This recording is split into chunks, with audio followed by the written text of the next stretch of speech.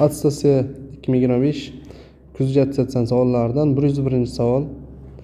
O'shani tahlil qilishga harakat qilamiz. Demak, savolning shartiga ko'ra A jumlaning tezligi B va C jumlaklaridan 3 marta tez ekan. Agar tezlik 3 marta tez bo'lsa, demak, ko'proq suv tushiradi A jumlak. Bu degani tezlik 3 marta tez degani bu 3 marta kamroq vaqt sarflaydi degani. Shuning uchun masalan A jumlakni sarflash vaqtini x vaqt deb belgilashtirsak, x vaqt deb belgilashtirsak, B jumlakiga 3x, C jumlakiga 3x ekanligi kelib chiqadi. Keyin B jumlak idishni A jumlakidan hisoblaganda 2 nisbati bo'ladi degani, mana h va 2h deb belgilashtirib qo'yilgan. Buni qanday biz masala shartiga to'g'ri kirishimiz kerak. Agar idishni 3 ta bo'lakka bo'ladigan bo'lsak, mana faraz qiling, mana bu bitta bo'lak, mana bu ikkinchi bo'lak, mana bu uchinchi bo'lak. O'sha 3 ta bo'lakni alohida ko'rib chiqsak, shunda masala to'g'ri yechilgan hisoblanadi. Masalan, mana bu birinchi bo'lak uchun ko'raman. Bu ikkinchi bo'lak uchun ko'ramiz. Uchinchi bo'lak uchun ko'ramiz. Hozir bir joyda har bir idishni qancha vaqtda to'ldirish mumkinligini aniqlashga harakat qilamiz. Birinchi bo'lakdan boshladim. Birinchi bo'lakda mana bu birinchi bo'lakka e'tibor qilinsa, birinchi bo'lakda faqatgina C jumlak bilan A jumlak ishtirok etadi, B jumlak esa qatnashmaydi. Keyin mana x vaqt bu A jumlakni jam idishga sarflaydigan vaqti. Uni idishni bir bo'lagiga, ya'ni 3 dan 1 bo'lagiga sarflaydigan vaqti x taqsim 3 vaqt bo'ladi. Shuning uchun umumiy ishlash formulasiga ko'ra 1 taqsim x taqsim 3. Keyin A jumlak bilan C jumlak bir-biriga teskari ish bajarayotganligi uchun ayirib tashlaymiz.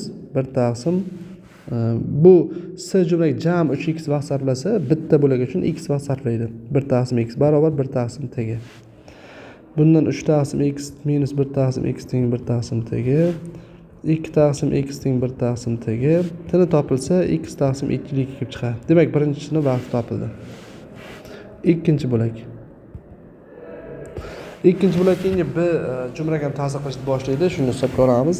Ikkinchi bo'lakda ham A jumlak 3 dan 1 qismi bo'lgani uchun 1 taqsim x taqsim 3.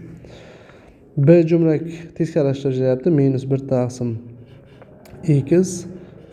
C jumlak ham xuddi shunaqa teskaralashtirgani uchun 1 taqsim x barobar 1 taqsim t ga.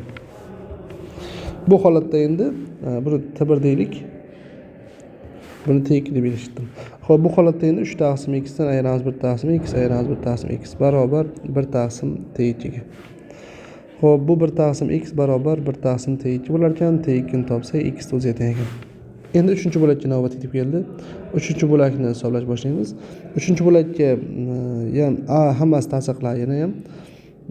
3-bo'lakni hisoblasak 1 taqsim x taqsim 3 minus 1 taqsim x minus 1 taqsim x.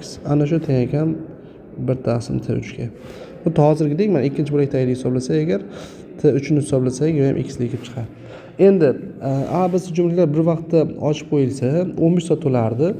Bu degani uchala vaqtni mana uchalasini ham bir-biriga qo'ysak, mana buni ham, mana buni ham, bunisini ham uchalasini qo'ysak, shunda 15 soat kelib chiqishi kerak.